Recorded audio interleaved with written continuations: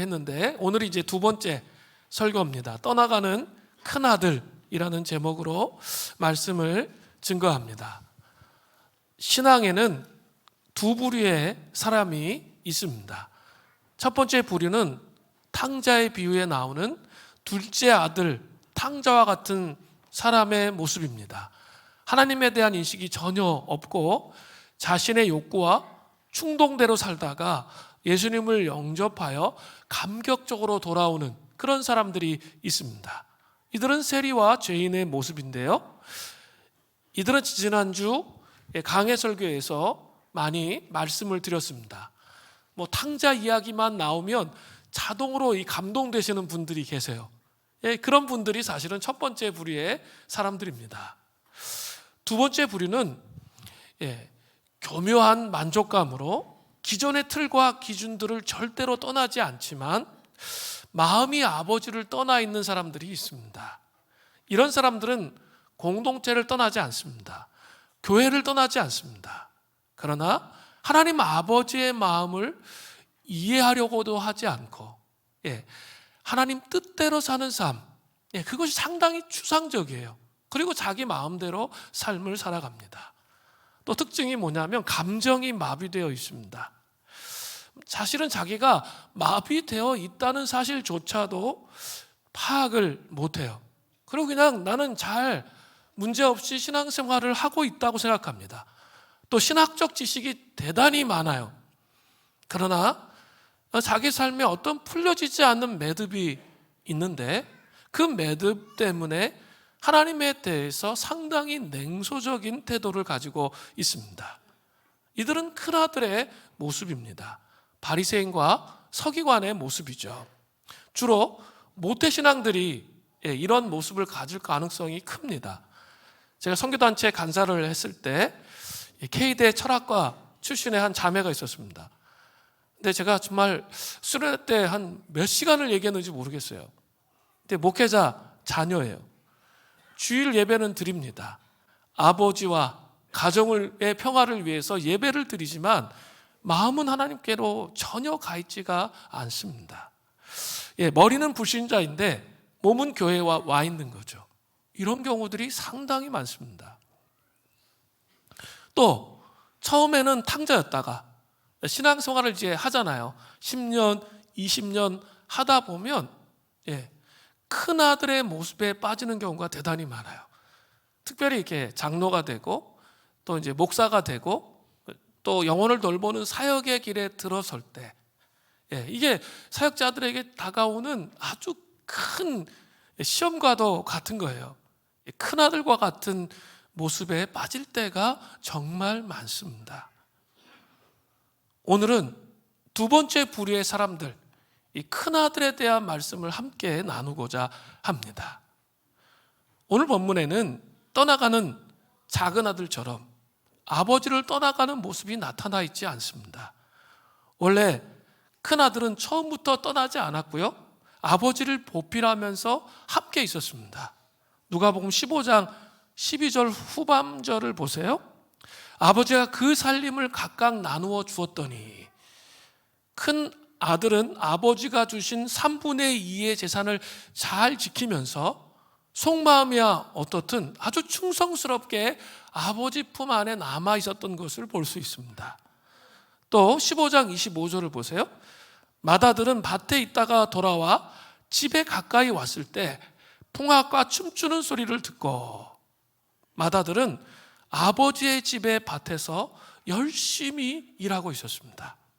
맏아들은 오늘도 아버지의 유업에서 자신의 이익을 남기기 위해서 손발이 부르트도록 정말 열심히 또 열심히 일했습니다.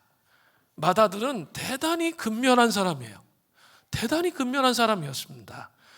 그는 한마디로 말해서 품꾼, 종처럼, 머슴처럼 정말 열심히 일을 했습니다. 아버지 집에서 아버지와 자신을 위해서 너무나 열심히 일하고 있는 사람을 떠나가는 큰아들이다, 이렇게 제목을 붙인 것, 여러분 이해가 되십니까? 도저히 이해가 되지 않을 수 있습니다. 그러나 이 큰 아들은 한마디로 말해서 아버지가 정말 기뻐하는 것이 무엇인가를 전혀 깨닫지 못했어요. 이게 문제예요. 아버지가 정말 기뻐하는 게 뭐냐? 이게 중요하거든요. 신앙생활의 키예요, 키. 근데 이걸 전혀 깨닫지 못했다는 거죠. 그렇기 때문에 큰아들은 집에 있지만 떠나간 자와 같다는 거죠. 30년 동안 신앙생활을 했지만 아버지의 마음이 무엇인지 이해 못하면 작은아들과 똑같은 거예요. 여러분, 그것을 잘 기억하셔야 돼요. 신앙생활이 이렇게 눈에 보이는 어떤 결과물로 얻어지는 게 아니라는 거예요. 누가복음 15장 31절부터 32절을 보세요. 아버지가 이르되 너는 항상 나와 함께 있으니 내 것이 다 내 것이로되 이 내 동생은 죽었다가 살았으며 그렇기 때문에 죽었다가 살았으며 내가 잃었다가 얻었기로 우리가 즐거워하고 기뻐하는 것이 마땅하니라 하니라. 아버지는 정말로 작은 아들이 돌아왔기 때문에 기뻐하셨던 거죠. 그런 아버지의 마음을 큰 아들은 정말로 이해할 수가 없었습니다. 왜냐하면 큰 아들은 자식이었지만 종처럼, 머슴처럼, 품꾼처럼 일하면서 아버지의 집에서 지냈기 때문입니다. 아버지의 마음을 도저히 헤아릴 수가 없었습니다. 원래 이 종은 자기의 손에 민감합니다. 그는 손해만을 생각했을지도 모르겠습니다. 큰 아들은 집에 있지만 사실 아버지의 마음을 이해할 수 없었기 때문에 그는 먼 나라로 떠나간 작은 아들과 같은 그런 사람이라는 사실을 여러분 기억하시기를 바랍니다. 아니, 작은 아들보다 더 심각한 문제가 있다는 사실을 여러분 기억하셔야 돼요. 큰 아들의 부류는 2절에 바리새인과 서기관들입니다. 이들은 외형적인 것, 보여지는 것에 너무나 많은 관심을 가지고 있습니다. 그러나 아버지의 마음에 대해서 별로 관심이 없어요. 누가복음 18장 9절부터 12절에 보면 그들에 대해서 아주 잘 묘사하고 있습니다. 또 자기를 의롭다고 믿고 다른 사람을 멸시하는 자들에게, 이들이 누굽니까? 큰아들이잖아요. 이 비유로 말씀하시되 두 사람이 기도하러 성전에 올라가니 하나는 바리새인이요 하나는 세리라. 바리새인은 서서 따로 기도하여 이르되, 그럼 서서 따로 기도했어요? 하나님이여, 나는 다른 사람들 곧 토색, 불의, 간음을 하는 자들과 같지 아니하고 이 세리와 같지 아니함을 감사하나이다. 나는 일에 2번을 금식하고 또 소득의 11조를 드리나이다 하고 이렇게 고백했습니다. 이러한 사람들의 특징이 뭡니까? 율법주의자라고 말하는 거죠. 여러분 잘 구분하셔야 돼요. 율법과 율법주의는 하늘과 땅 차이인 거예요. 그죠? 신비와 신비주의는 하늘과 땅 차이예요. 우리가 복음을 어떻게 합니까? 그 예수 그리스도의 신비가 내 마음속에 풀어질 때 그때 알잖아요. 복음은 신비예요. 그러나 신비주의, 신비한 것만을 추구하는 그런 모습은 아니라는 거죠. 똑같아요. 율법은 좋은 것이지만 율법주의는 왜곡된 그 신앙으로 이끈다는 거예요. 자신을 완벽하게 외적으로 포장하려고 하지만 사실은 율법주의적인 삶을 살면 많은 성도들이 이런 모습의 삶, 아니 우리 목회자가 그런 모습의 삶을 살 때가 정말 많아요. 저 자신을 포함해서. 내면이 골마터지고 만다는 거예요. 이들은 가면을 쓰면서 살아가게 되어 있습니다. 교회에 오면 아주 익숙한 태도로 찬양합니다. 눈을 감고 우아하게 가사를 다 외우면서 또 아주 누구보다도 뜨겁게 찬양할 수 있습니다. 부르짖는 기도를 하면 정말 누구보다도 더 뜨겁게 기도할 수 있습니다. 말씀을 들을 때 또 남의 눈을 의식하죠. 그래서 말씀을 매우 잘 듣는 척합니다. 그런데 속으로는 그런 거죠. 저 말씀, 똑같은 말씀을 도대체 몇 번째야. 정말 지겨워. 그러면서 중요한 것은 자신의 삶에 구체적으로 회개하고 적용하지 않는 거죠. 사순절의 광야에서 이제 시작됐죠. 사순절의 키워드는 광야라고 그랬어요. 그냥 하나님 앞에 독대하는 거예요. 다른 거 다 내려놓고 하나님 앞에 집중하는 시간을 갖는 거예요. 제가 금요일신명 기도회 때 말씀드렸는데, 그때 중요한 게 있는데, 열린 문과 열린 창문을 닫아야 돼요. 열린 문과 열린 창문을 닫는 게 대단히 중요해요. 원수 마귀에게 내 창문을 열어놓은 거죠. 내 감정대로 살고 내 생각대로 살고 내 의지로 살면 있죠. 중요한 게 있어요. 하나님의 임재가 사라져요. 그러면서 창문을 원수 마귀에게 문을 여는 거죠.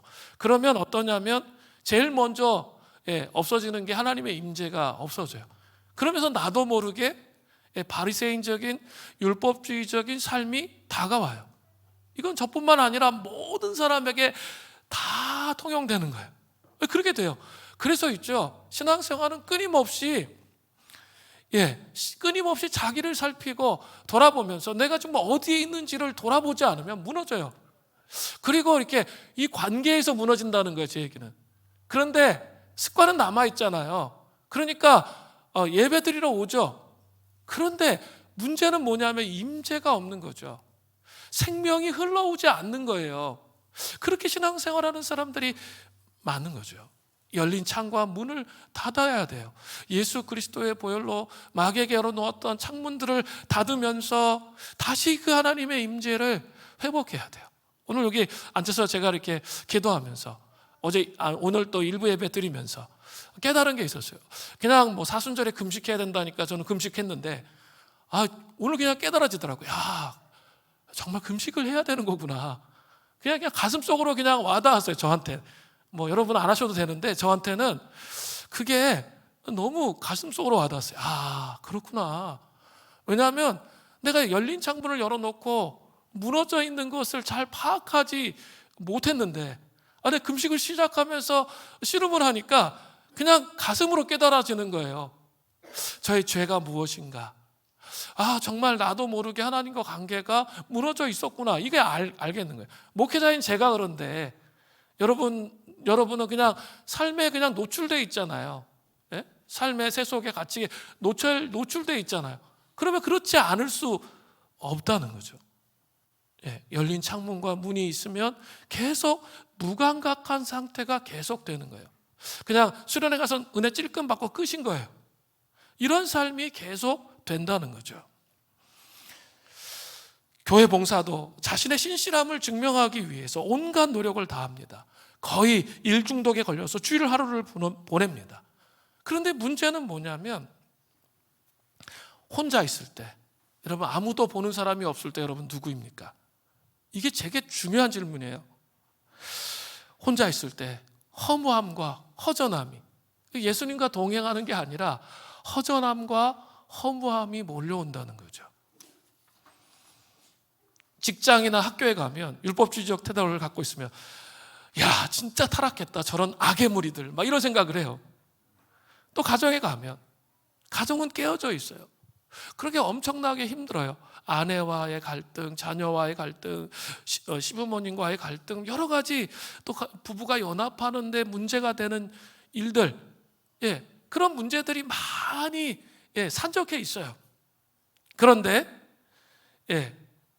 그 모든 분노를, 그런 가정의 깨어짐에 대한, 크리스찬이라 할지라도 그런 실존이 있단 말이에요. 근데 그 모든 분노를 마음으로 삼키면서 용서해야 한다고 교리적으로 이해하고 자기는 다 하고 있다고 생각하는 거예요. 그런데 혼자 있을 때 여러분은 누구입니까? 제가 이 질문에 답해야 된다고 그랬죠? 허무하고 허전하다면 지금 율법주의적인 삶을 살고 있는 거죠. 겉으로 보기에는 모든 것들이 그냥 익숙합니다. 이제 내가 진짜 누구인지 모를 정도로 가면들이 내 인격에 붙어버려서 율법주의적 상태로 살아가는 것이 그냥 나인 줄로 착각하며 사는 거예요. 그게 나, 하나님을 경험하지 못하고 사는 게 나라고 그 거짓에 속는 거죠. 나의 모든 문제들을 억압하고 나는 문제없어, 괜찮아, 나는 하나님의 신실한 사람이야 라고 외치고 있는 모습입니다. 그렇지만 내면 깊은 곳에는 깊은 탄식이 올라옵니다. 깊은 좌절과 패배주의가 올라옵니다. 하나님의 높은 율법의 기준으로 자신은 살아가고 있다고 생각합니다. 사실 그것은 머리로 할 뿐이에요. 정말 그 높은 그 기준으로 살아갈 수 있는 사람이 없어요. 없습니다. 위장된 율법주의의 가면을 신앙의 연수가 많아지면 많아질수록 저에게 하는 말이에요. 가면을 벗어야 됩니다. 그 가면을 벗지 않으면 문제가 됩니다. 그리고 깨어진 자기로 나아가야 예수님을 만날 수 있어요. 이 사순절의 특권은 저는 거기에 있다고 생각해요.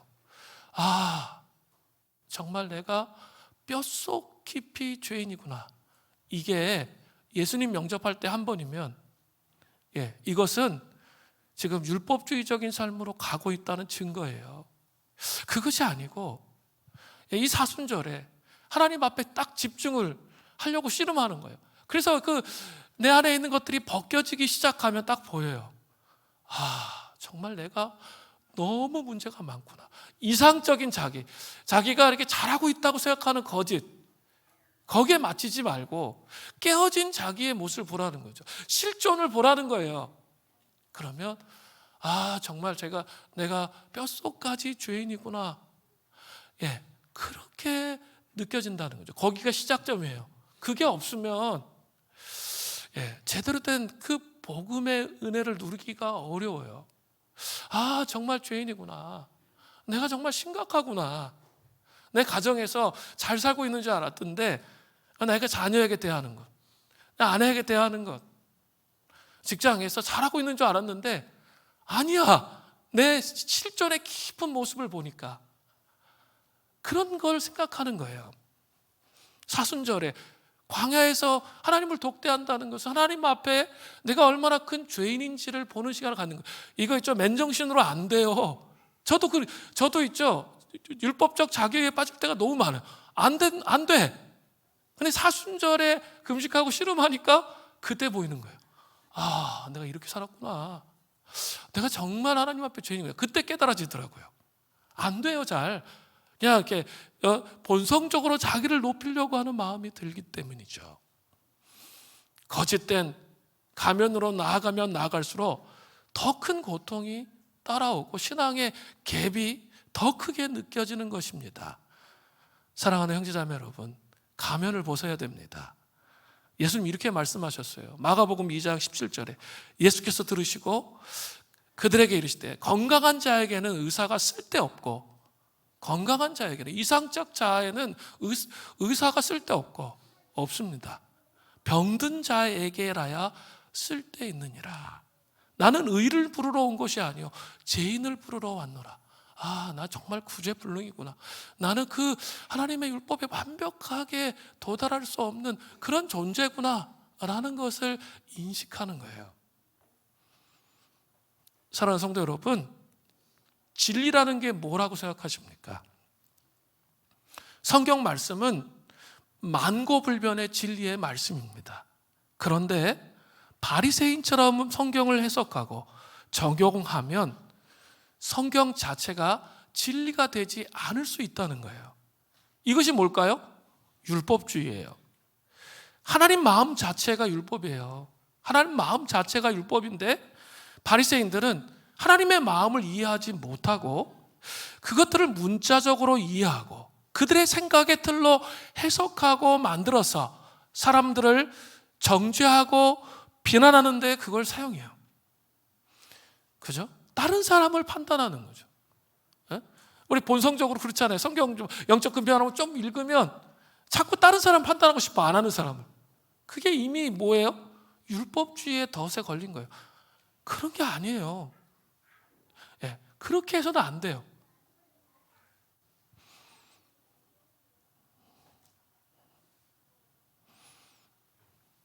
율법은 옳고 그름의 문제라기보다, 중요해요.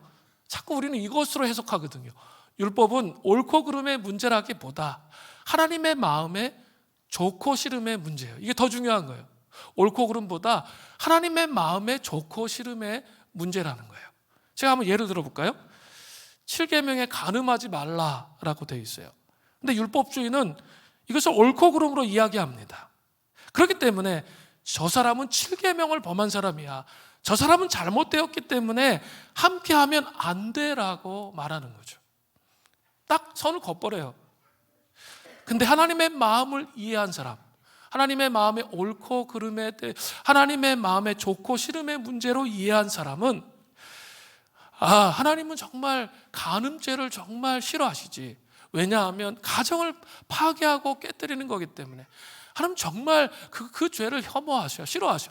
그러니까 혹시 내가 그런 죄가 있는지 없는지를 살피는 거예요. 그러면서 회개하고 돌이키는 거죠. 그러나 또 그 간음죄를 범한 사람에 대한 주님의 애통하는 마음, 메어지는 마음을 기억하셔야 돼요. 그래서 예수님을 보내셨잖아요. 그런 사람들을, 그 죄에 무너져가지고 허우적거리며 사는 사람들을 불쌍히 여기시는 주님의 마음이 있잖아요. 분명히 어떻게 해야 돼요? 간음한 사람의 죄는 미워하지만 죄인을 용서하는 삶을 살아가는 거죠. 이게 두 개가 같이 있어야 된다는 거죠. 그게 하나님 아버지의 마음이에요. 종이 한 끗 차이인데요, 엄청난 차이가 있는 거예요. 신앙생활이 율법주의냐 아니면 복음이냐, 그 차이를 가져온다는 거죠. 하나님이 좋아하는 것을 나도 좋아하겠다고 결심하는 것이 뭐예요? 그게 믿음이에요. 내 마음대로 사는 게, 내 마음대로 사는 거 뭐예요? 이미 깨어진 상태로 사는 거예요. 내가 깨어진 나로 사는 거예요. 하나님이 좋아하는 것에 나를 맞추는 것이죠. 이러한 병들은 신앙생활을 아주 오랫동안 한 사람들이 다 걸리는 거죠. 그리고 주님과 관련된 영적인 일을 하는 사람들이 많이 걸립니다. 왜 그렇죠? 자꾸 나의 기준으로 판단해. 하나님의 마음으로 바라보지 못하는 거예요. 제가 그런 죄를 범할 때가 너무 많아요. 정말 이것을 골방에서 씨름하지 않으면 넘어지는 거예요. 율법주의의 틀에 넘어져 버리는 거예요. 또 율법주의는 아니지만 신종 이상한 바이러스가 생겨나고 있어요. 바리새인 바이러스인데요, 큰아들은 큰아들인데 무늬만 큰아들이에요. 바리새인들의 변종 바이러스. 어떤 모태신앙의 모습을 가진 분들이, 이런 분들이 꽤 많아요. 특히 이제 MZ세대, 이들은 아버지의 마음을 파악하는 데는 전혀 관심이 없어요. 지겨운 일들을 마지 못해서 하면서 살아가죠. 외형적인 것도 제대로 못해. 바리새인들은 율법을 철저히 지키잖아요. 그런데 그것도 못하고 마음도 제대로 하나님께 가 있지 않아요. 하나님과 관계 속에서 감격을 누리지 못하고 많은 일을 의무감으로 하는 거죠. 아니, 강요에 의해서, 부모의 강요에 의해서 용돈 타려면 금요신명 기도에 나와야 돼, 새벽 기도 나와야 돼, 뭐 이런 식의 삶을 사는 거죠. 그럼 뭘 해야 돼? 물론 우리가 훈육하고 교육을 해야죠. 그래서 그거 시켜야 돼요. 그런데 그것만 가르쳐서는 안 된다는 거죠. 정말 하나님의 마음이 어디 있는지에 대한 그 마음의 충만히 그 아이들 안에 임해야 되죠. 그렇지 않으면 이제 어떤 일이 일어나요? 이제 새 학기가 시작됐잖아요. 대학을 딱 가는 순간 이제 가자마자 뭐가 벌어지죠? 술판이 벌어지잖아요. 그러면서 막 여태까지는 부모한테 눌려 살았는데 이제는 막 마음대로 할 수 있잖아요. 그러면 이제 어떤 현상이 일어나요? 밤새도록 술 퍼마시고 그 다음날 주일은 지켜야 되니까 교회 오는 거죠. 이런 이제 이원론적인 삶을 살아갈 수밖에 없게 된다는 것이죠. 이들은 하나님과의 관계가 내면 속으로 곪고 있는 거죠. 이러한 바이러스를 퇴치할 수 있는 유일한 길은 그 백신이 있는데, 그것이 바로 하나님 아버지의 마음이라는 거예요. 모태신앙들 중에서 진정한 자아와 왜곡된 자아를 구분하지 못하는 사람들이 꽤 많습니다. 사람들을 섬기고 사랑하고 교제하는 것이 자연스러운 내 자아이고 하나님의 형상으로 회복되어진 자아예요. 그런데 왜곡된 자아는 살아오면서 이 세상의 죄를 통해서 내 영혼에 더러운 것들이 많이 들어와 버렸기 때문에 이 왜곡된 자아의 가면이 붙어버리는 거예요. 그러면 사람들의 높은 기준으로 내 자아를 채우려고 해요. 사람들에게 끊임없이 인정을 받으려고 하는 거죠. 사랑받고 인정받고 싶은 마음으로 신앙생활을 하게 되는 것이죠. 그러면 이상적 자아만 있지 정말 자기는 거기에 도달할 수가 없어요. 깨어진 자기가 있는데 그걸 받아들이지 못하는 거죠. 그러면 거기에서 신앙생활에 심각한 갭이 와요. 그리고 고통이 오고 괴로움이 오는 거예요.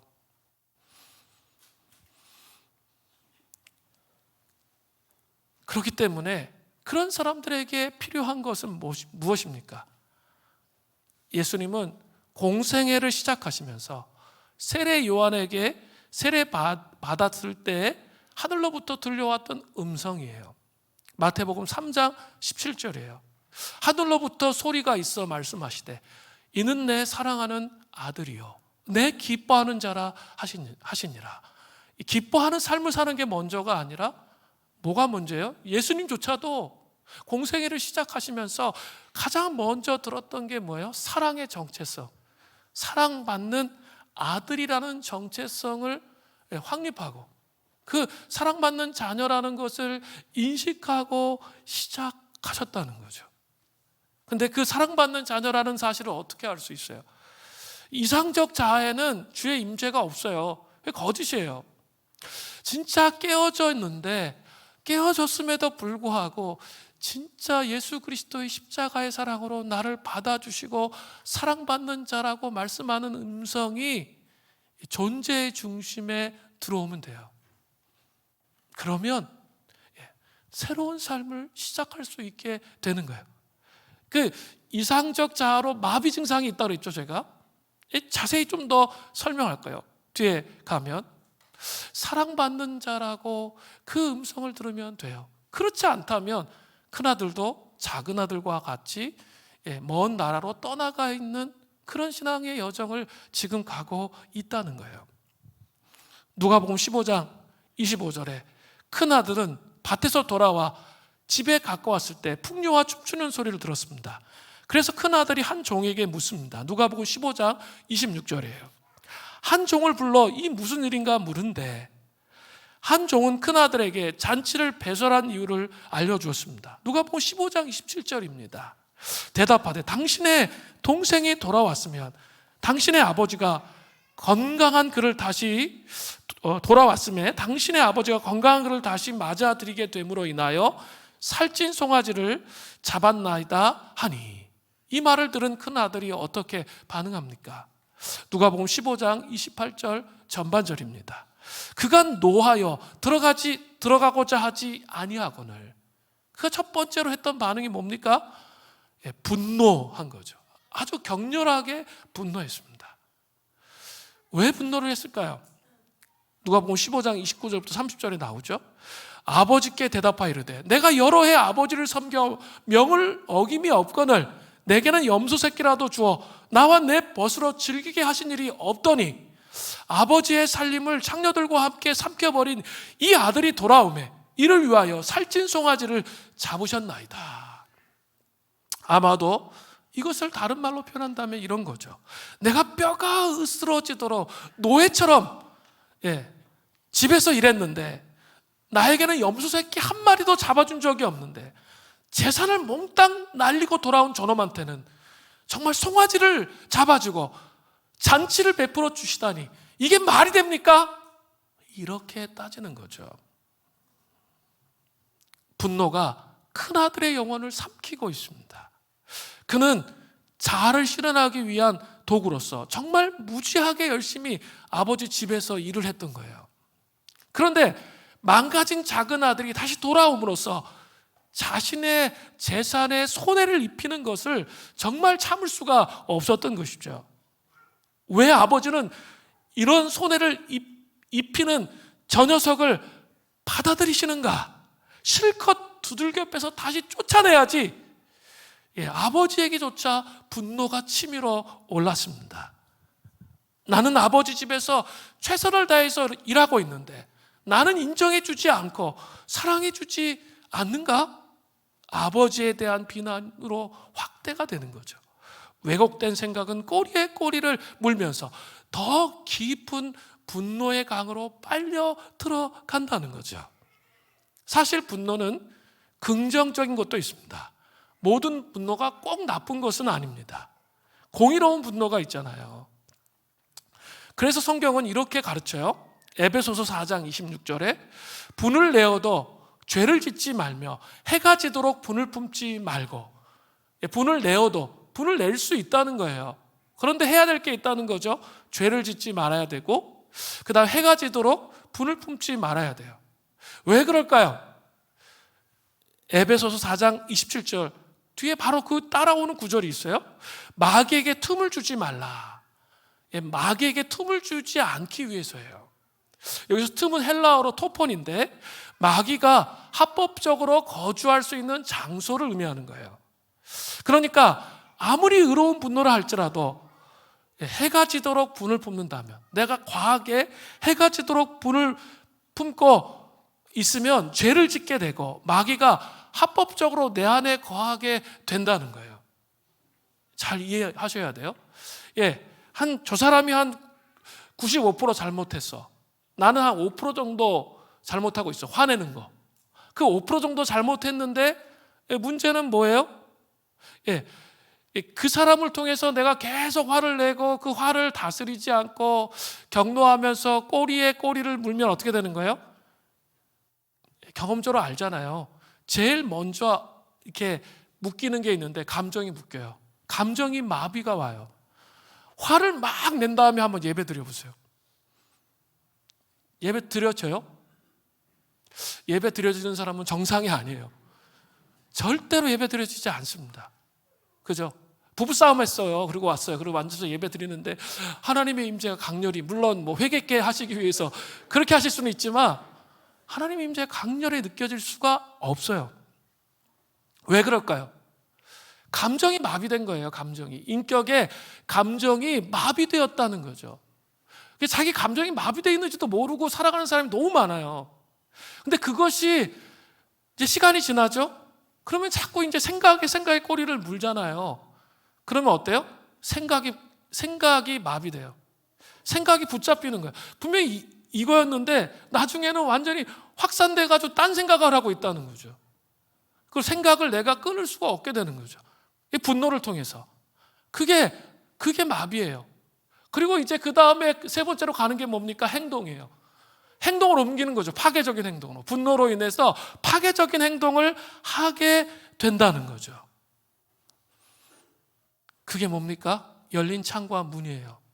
분명히 우리는 하나님의 임재 안에 살아야 되는데, 그분을 경험해야 되는데, 이런 삶의 패턴이 반복되면 그 삶의 정황 속에서 여러분을 힘들게 하고 어렵게 하는 삶이 계속 반복되잖아요. 그러면 감정이 마비되는 거예요. 그리고 생각이 마비돼요. 의지가 마비돼요. 이런 패턴으로 간다는 거죠. 그렇기 때문에 여러분 분노를 잘 다루어야 돼요. 어떻게 잘 다룰 수 있습니까? 아버지의 마음을 깨닫고 용서하는 거예요. C.S. 루이스는 용서에 대한 정의를 이렇게 했어요. 용서란 인간적인 공평함을 넘어 절대로 그냥 봐줄 수 없는 문제들을 너그럽게 용납하는 것을 말합니다. 그러나 우리가 용서를 말할 때 너그럽게 용납할 뿐만 아니라 실패와 죄를 용납하는 것에 그치는 것이 아니라 죄인까지 감싸주고 다시 일으켜주고 회복시켜주는 것까지 포함합니다. 자, 이런 말을 하면 막 분노가 확 올라오는 사람이 있어요. 와, 막 어떻게 피해의식 막 주님은 저 사람이 잘못했는데 왜 나한테 막 와 하면서 막 이런 사람들이 있어요. 그게 뭐가 문제일까요? 바로 에베소서 4장 32절을 묵상하지 않았기 때문에 그런 거예요. 서로 친절하게 하며 불쌍히 여기며 서로 용서하기를 하나님이, 이 단어가 중요해요. 하나님이 그리스도 안에서 너희를 용서하심 같이 하라. 하나님이 그리스도 안에서 나를 용서하신 거, 이게 어떤 것인지 계속 무감각한 자기 자신, 용서하지 못해서 무감각한 자기 자신이 있는데, 그 묵상을 해야 되는 거예요. 우리가 이렇게 초대교회 구원의 절기 따라서 쭉 살잖아요. 금식도 하면서, 말씀 묵상도 하면서 십자가가 어떤 것이 자꾸 묵상하잖아요. 그 씨름하잖아요. 안 되는데 왜 그런 씨름을 해요? 하나님이 그 예수님을 보내신 그 사랑의 깊이가 가슴 속에 와닿아야 돼요.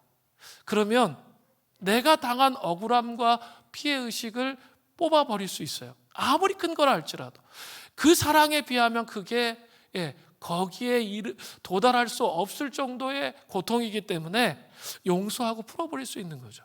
그러니까 예수님을 모르기 때문에 피해의식과 원망함 속에 사로잡혀 있는 거예요. 그런데 문제는 그렇게 되면 열린 창과 문이 된다고 그랬죠. 마귀가 점점점 우리를 묶어서 어떻게 해요? 나중에 자기도 모르는 순간에 한 방에 훅 가는 거예요. 완전히 파멸로 우리의 삶을 이끄는 거예요.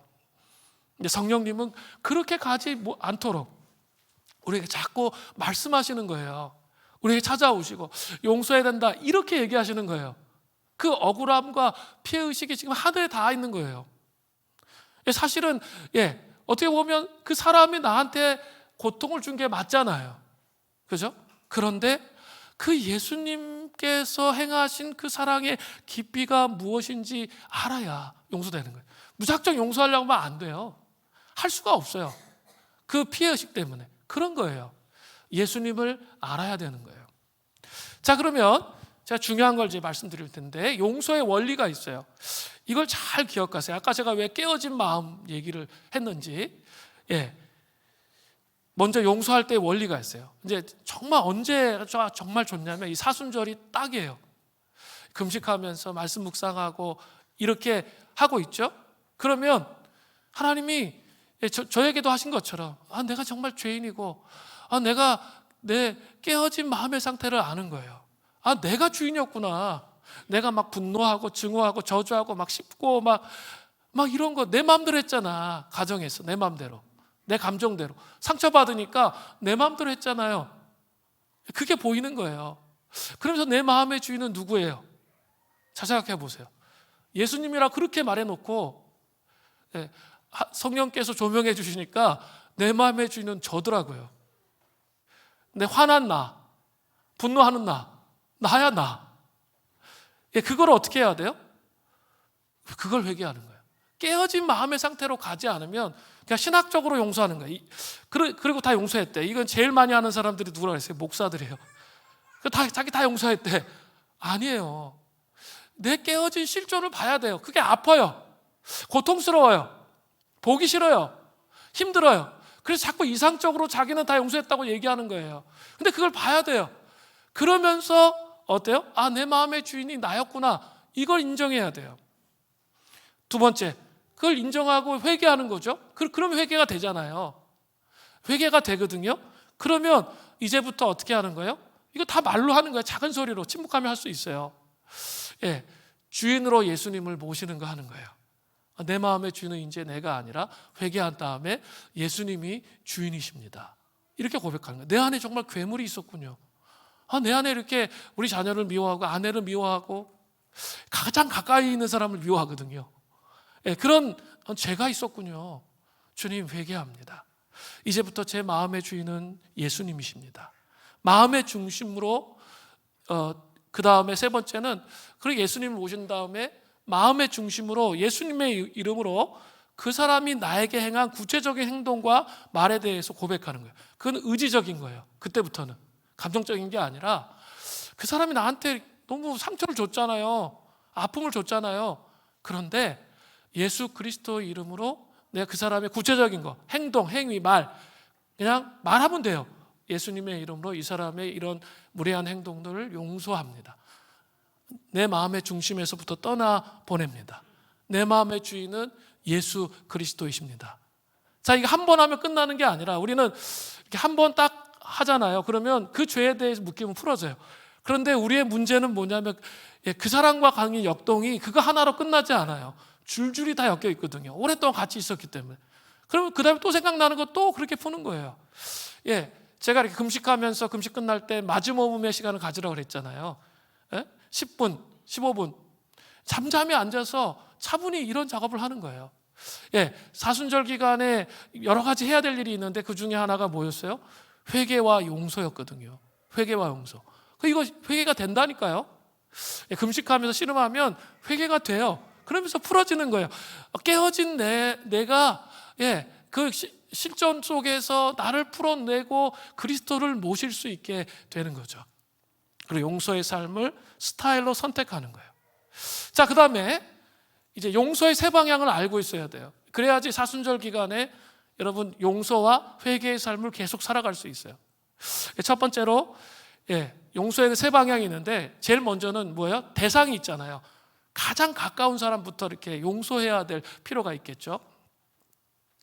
제가 이렇게 선교단체 간사 시절에 수련회를 갔어요. 한 2주 동안 수련회를 해요. 3주, 2주.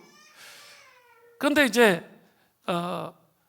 리더가 멤버하고 자꾸 얘기하는데 걔는 자신은 문제가 없고 하나님께 잘 반응하겠다고 막 자꾸 얘기하는 거예요. 그러니까 근데 애가 행동을 안 바뀌어. 그러니까 리더가 너무 힘들어가지고 저한테 이제 마지막에 가서 저한테 찾아온 거예요. 정말 너무 힘들다고 얘랑 얘기하기가. 그리고 정말 변화가 없고 자기 틀 속에 갇혀 있다고 막 그러는 거예요. 그래서 저랑 이제 얘기를 하는데 제가 이런 설교를 했죠.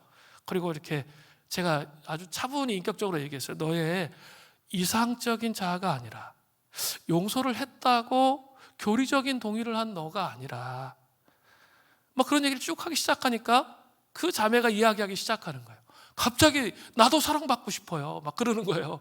갑자기 자기 존재의 실존에 딱 깨어진 실존에 딱 부딪히니까 그래 네 자아는 사실은 사랑받고 싶은 자아인 것 같다. 제가 그렇게 얘기했어요.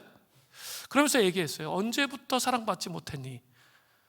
언제부터 용서하지 못한 사람들이 있었니? 분노를 너희 내면에 잠복시킨 것은 도대체 언제부터이니? 제가 그런 질문을 했어요. 그런데 이제 용서해야 할 사람들을 얘기하는데 한두 명이 아닌 거예요. 무려 1시간 동안 계속 나오는 거예요. 1시간 동안. 근데 잘 괜찮다고 사는 거예요. 이상적으로. 괜찮게 뭐가 괜찮아요? 그럼 정말 변했어야죠. 정말 생명이 자기 영혼 속에서 움트는 그런 모습이 있어야죠. 근데 이상적으로 그렇게 속이니까 이상적인 것에는 하나님의 임재가 없어요. 자기 실제로는 깨어진 거잖아요. 병든 자에게 예수님이 필요한 거예요. 그러면서 막 나오기 시작하는 거예요. 5살 때 내가 넘어져서 너무나 아파서 집에 돌아왔는데 아버지가 돌아온 나를 보고 마구 때렸다는 거예요. 그렇게 칠칠치 못하게 넘어져서 다닌다고. 너무 화가 나서 그때부터 아버지를 자기 기억에서 지우기 시작했대요. 그런데 그렇게 말하면서 계속적으로 얘기를 해나가는데 계속 반복적으로 하는 말이 있어요. 기억이 안 나요. 수없이 반복하는 거예요. 그리고 친구들과 사귀면서 있었던 갈등, 또 큰 언니, 동생을 증오하고 복수하고 살인하고 싶은 마음들, 그 마음에 깨어진 실존 안에 그게 있는 거죠. 또 오빠가 한테 하도 얻어맞았대. 하도 너무 얻어맞으니까 그냥 정신병이 든 것처럼 이렇게 그렇게 해야지만 그만 때린대. 수없이 그렇게 살아왔던 삶에 대해서 말하는 거죠. 그 많은 분노가 그 내면에 있으면서 자기는 다 해결됐다고 이야기하는 거죠. 그 모든 분노에 예수님의 주되심을 선포하는 시간을 가지는 거죠. 깨어진 자기의 나는 깨어졌구나. 그리고 예수님이 정말 내 삶의 주인이 아니었구나. 회개하고 용서하면서 나아가는 거죠. 그러면 놀라운 게 있어요. 내가 메스를 대는 게 아니라 하나님께서 내 영혼에 메스를 대기 시작해요. 그리고 계속 했던 말이 있는데 용서하면서 목사님 너무 아파요 라고 울부짖는 거죠. 그래서 그랬어요. 그래 고통이 있어. 그러나 주님께서 너 지켜주실 거야. 용서를 하나하나 구체적으로 하기 시작하는 거죠. 자유를 향한 발걸음을 뛰면서 저는 아버지 품으로 돌아오는 자매의 모습을 본 적이 있습니다. 그런데 분노보다 더 악한 것이 있습니다. 그것은 사람을 내 기억 속에서 지워버리는 거예요. 그것에 대해서 제가 철저히 회개해야 한다고 이야기했어요. 차라리 분노하고 있다는 것은 뭡니까? 아직도 그 사람에 대한 애증의 관계예요. 사랑하는 마음이 있다는 거예요. 그런데 아예 기억 속에서 지워버리면 그게 심각한 문제가 돼요. 하나님을 불신하고 하나님께 모든 것을 드리지 않는 삶에 대해서 회개해야 한다고 말했습니다. 그는 이제 용서와 사랑의 길을 걷기 시작했습니다. 자매를 보면서 다시 확인하게 되었습니다. 한 가지 변함없는 법칙이 있는데 용서하지 않은 한 치유와 자유는 없다는 거예요. 사순절 기간에 핵심이 뭐예요? 용서와 회개예요. 그 작업을 해나가는 거예요. 마주모음의 기도를 하면서 조용히 앉아서 자기 말로 하면 돼요. 깨어진 고통 속에서 하나하나 고백하고 그리스도의 사랑을 받아들이기 시작할 때 이 놀라운 회복과 치유가 일어난다는 거예요. 큰 소리로 기도하지 않아도 돼요. 작은 소리로 말하는 거예요. 말로 말하는 거예요. 말. 이 자매는 사람들을 지워버림으로써 자기를 보호하려고 했습니다. 자신이 신실한 것처럼 위장하면서 분노의 감정에 심각하게 묶여있는 상태로 삶을 살았다는 거죠. 진리가 우리를 정말 자유케 하기를 원하세요. 또 다른 형제는 감정이 아니라 지성으로 분노를 풀고 있었습니다. 이런 사람들은 지성에서 짜증을 잘 내고 냉소적인 태도로 사람들에게 대하게 되어 있고 순수하게 사람들의 말을 받아들이지 못합니다.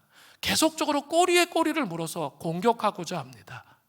아주 고도의 교만함으로 자신의 분노를 위장합니다. 이런 사람들의 내면은 아주 얼음장같이 차가워요. 그리고 다른 사람과 관계를 잘 맺지 못합니다. 또 엄청나게 많은 생각을 합니다. 하나님으로부터 오지 아니하는 허탄한 생각들이죠. 이 사람도 용서를 통해서 뭐부터 해야 되냐면 지성의 묶임을 풀어야 돼요. 제가 지성이 컨트롤 돼야 된다고 얘기했잖아요. 성경 그만큼 읽었으면 이제 이게 이해가 돼야죠. 지성이 컨트롤 돼야 돼요. 그냥 지성이 내 마음대로 사는 삶을 살고 있다면 문제가 있는 거예요.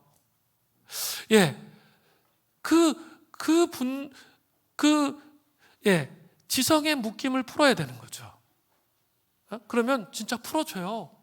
그리고 감정의 묶임이 풀어져요. 다시 하나님의 임재가 회복돼요. 용서하지 않으려는 것은 살인과 비교할 수 없을 정도로 나쁜 것인지 모릅니다. 왜냐하면 살인은 순간적인 마음의 충동이죠. 그러나 용서하지 않으려는 것은 냉정하고 고의적인 마음의 선택이기 때문에 그런 거예요. 분노를 다스리고 용서한 사람들의 마음의 상태는 어떤지 여러분 아십니까? 도스토옙스키의 소설 까라마조프의 형제들의 수십 년 동안 살인죄를 감추고 살았던 사람이 죄를 고백하면서 하는 이야기가 있습니다. 이런 기쁨과 평안은 정말 오랜만에 느껴봅니다. 마치 천국에 있는 것처럼 말입니다.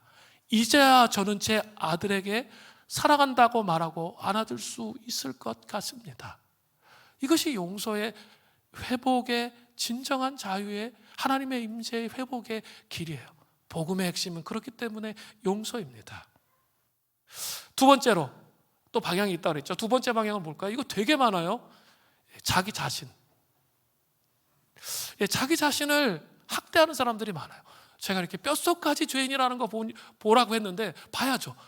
그래 놓고 이제 뭐예요? 그러니까 나는 주님을 안 믿어. 난 이런 사람이 아니라 쓰레기 같은 사람이고 난 이런 사람이고. 그것은 잘못된 방향의 직면인 거죠. 그렇지 않아요. 그렇기 때문에 주님이 필요한 거잖아요.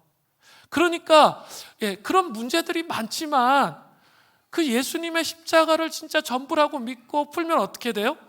나의 그 학대했던 그 모든 것들이 풀어지는 거죠. 풀어지고 진정한 자유가 오는 거죠.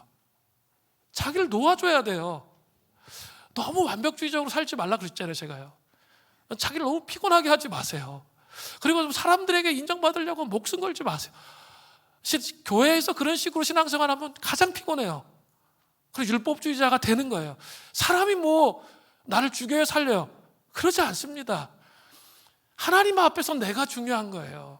하나님 앞에서 내가 중요한데 사람이 어떤 느낌을 어떤 의미지 맨날 이것만 생각해. 그러면 제대로 된 신앙생활 교회에서 못합니다. 우리 죄인들의 모임이에요. 문제가 많아요. 예, 죄인이에요. 그렇지만 용서받은 죄인이잖아요. 십자가로 말미암아 우리 용서받았다는 것을 믿는 거예요. 제가 잃어버린 기술 용서라는 책에서 봤던 내용인데, 랄프 선생님 이야기예요. 이분이 이렇게 이제 그 공동체, 남아프리카에 있는 공동체에 들어와서 교사로서 열심히 일을 했어요. 근데 너무 성실하고 열심히 사는 거예요. 다른 아이들 너무 잘 가르치고. 이제 알고 보니까 이렇게 자기가 미국에 살고 있었는데, 미국에서 살 때 이 자기 아들이 있었는데, 정말 사랑하는 아들이 있었는데 이렇게 차를 후진하다 그 아이를 친 거예요. 그래가지고 그 마음속에 죄책감과 그 고통, 자기를 학대하는 그 마음속에 갇혀 살았던 거죠. 이건 긍정적으로 약간 승화됐지만 주님은 그것도 원하지 않으세요. 네, 주님의 십자가 앞에 그 죄책감을 맡겨 드리기를 원하시는 거예요. 자책하지 마세요. 그게 제일 나빠요. 불신이야, 불신. 주님 앞에 좀 맡겨 드리세요. 그러면 진정한 자기를 받아들이고 용납할 수 있게 되는 거죠. 세 번째는 왜곡된 하나님의 상이에요. 이걸 제가 이렇게 일명 괴물 하나님이라고 했는데, 신학적으로 맞지 않는 얘기를 우리의 삶의 실존으로 하고 있어요.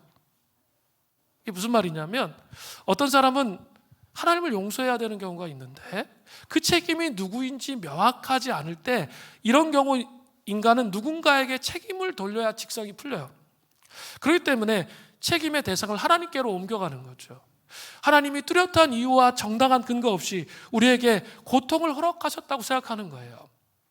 분노와 고통으로 일그러진 얼굴로 우리는 묻습니다. 은혜의 하나님이 어떻게 그럴 수 있단 말인가? 이렇게 생각하는 사람이 있어요. 그것은 여러분 분명히 아셔야 되는데, 성경적인 하나님이 아니라 자기가 만들어 놓은 하나님의 상에 대한 왜곡이에요. 그래서 주님을 못 만나는 거예요. 제가 기억이 나요. 제가 이 청년부 사역할 때, 한 교회에서 청년부 사역할 때 항상 부르짖는 기도하면 꼭 저하고 눈 마주쳐. 그리고 기도를 안 해. 그런 사람이 있었어요. 그래가지고 제가 그 청년이 있었어요. 제가 불렀어요. 나중에 너는 왜 도대체 기도를 안 하고 날 쳐다보고 있냐? 그러면서 같이 얘기를 했어요. 그러니까 저한테 얘기하더라고요. 자기는 어린 시절부터 안 다녀본 기도원이 없대. 온갖 기도원 다 다니면서 기도했다는 거예요. 자기에게는 불치병이 있는데 하나님이 치료해 주시지 않았다는 거예요. 그게 삐진 거예요. 그럼 원망하는 거예요. 여러분 잘 아셔야 돼요. 하나님 어떤 분이세요? 우리 생각에는 치료해 주셔야 되잖아. 근데 그렇게 하시지 않으실 수도 있어요. 그리고 하나님이 원하시는 거는 그런 게 아니고요. 이 고난을 없애시는 게 아니고, 고난의 현실이 있는데 그 고난의 현실에 함께 해주시는 거예요. 그래서 그 고난의 현실에 함께 해주시면서 그 아픔을 그 영혼과 같이 아파하시는 게, 그게 십자가예요. 아파해 주시는 거예요. 그래서 때로는 하나님이 그 사람을 위해서 또 치유해 주실 수도 있고, 때로는 그 아픔과 고통이 사명이 되는 거예요. 그런 사람들을 돌보고 사랑하고 섬길 수 있도록 하시는 거예요. 그건 하나님의 주권이에요. 우리가 얘기할 수 있는 게 아니에요. 그런데 중요한 게 있어요.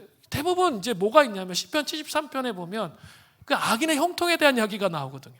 악인은 이렇게 돈을 끝까지 막 잘 버는 것 같고, 얼굴도 뽀동뽀동하고 막 살이 나오고 막 이런 거 보니까 자기는 막 죽도록 힘든데, 신앙생활하느라고 막 힘들고 어려운데 그렇다는 거예요. 그래서 시편 기자가 뭐라 그래요?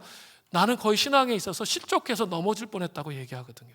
그것까지는 다 동감을 해. 그런데 문제는 시편이 그것으로 끝나지 않았다는 거예요. 그 뒤에 나와요. 어떻게 해요? 하나님의 임재 안에 들어갈 때 악인의 종말을 깨달았다는 거예요. 시편 73편 집에 가서 꼭 읽어보세요. 16절부터 그렇게 돼 있어요. 악인의 종말을 깨달았다는 거예요. 하나님의 성소에 들어갈 때, 하나님의 임재에 들어갈 때 그랬다는 거예요. 뭡니까? 이 작업을 안 한 거예요. 그냥 실망해가지고 뒤에 이렇게 자기 속에 그냥 가다 놓고, 그리고 그냥 신실한 척하고 사는 거예요. 거기에는 임재가 없어요. 제가 분명히 말씀드렸어요.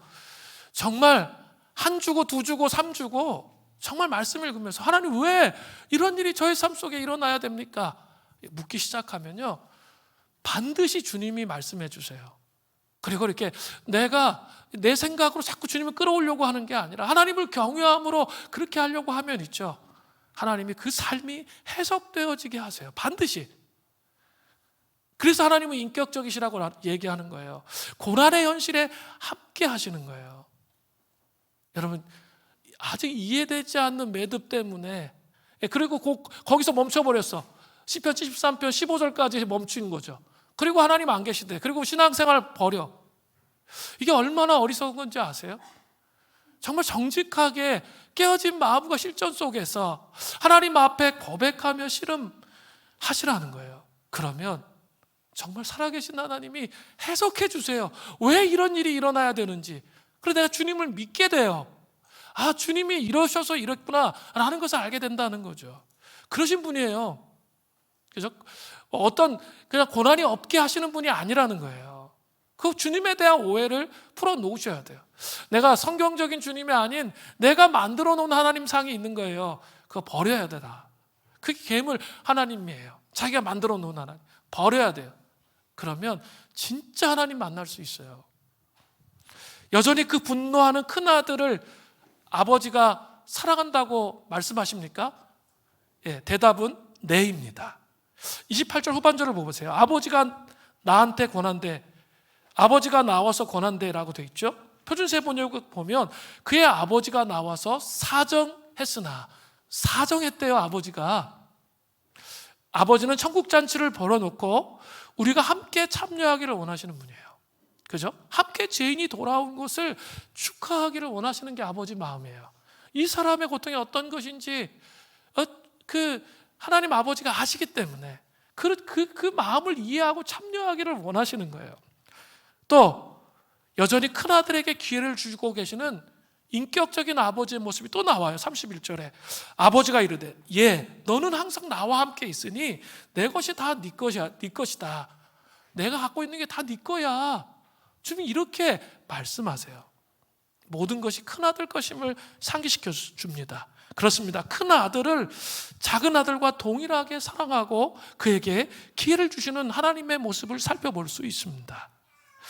자, 그러면 아버지가 이렇게 기다리시는데 큰아들이 돌아왔을까요? 그것에 대해서 오늘 본문은 말하는 바가 없습니다. 독자들의 추측에 맡겨요. 여러분은 어떻다고 생각하십니까? 바리새인과 서기관들이 돌아왔다고 생각하십니까? 여전히 돌아오기를 기다리시는 아버지를 거절하고 바리새인과 서기관들은 자신들이 의인이라고 생각했습니다. 이런 사람들은 회복을 경험할 수가 없습니다.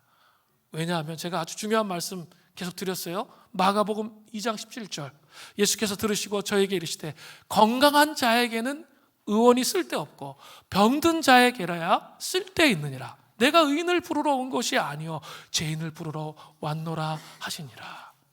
이 사순절에 정말 너무나 축복된 시간이에요. 함께 기도하기 때문에 자동으로 오늘도 이렇게 큰 소리 기도 안 했는데 침묵하는데도 은혜가 오잖아요. 찬양할 때부터 저는 그랬는데 찬양할 때부터 은혜가 오더라고요. 노래 다 몰라요. 저도 한 곡만 알겠더라고요. 그런데 그 가사를 보는데 가사 속에서 은혜가 오는 거예요. 아, 내 광야에 있는데, 광야에서 내가 하나님 바라봐야겠는데. 여러분 그러지 않으셨어요? 저는 그랬어요. 이렇게. 근데 그런 고백들이 내 말씀, 내 마음의 묵상이 주님께 좀 연락되기를 원한다는 그런 강렬한 마음이 막 들어요. 왜요? 깨어진 자기. 정말 내가 죄인이고 나는 이 문제들을 해결할 수 없는 자예요. 그리고 내 마음의 주인이 나였어요. 주님이 아니라 내 감정이었고 내 생각이었어요. 주님 용서해 주십시오. 예수님이 이제 주인 되는, 그래서 닫혀있는 열린 문들을, 창문들을 정말 다 닫고 주님을 사랑하는 자 되고 싶습니다. 이 고백이 저절로 나오더라고요.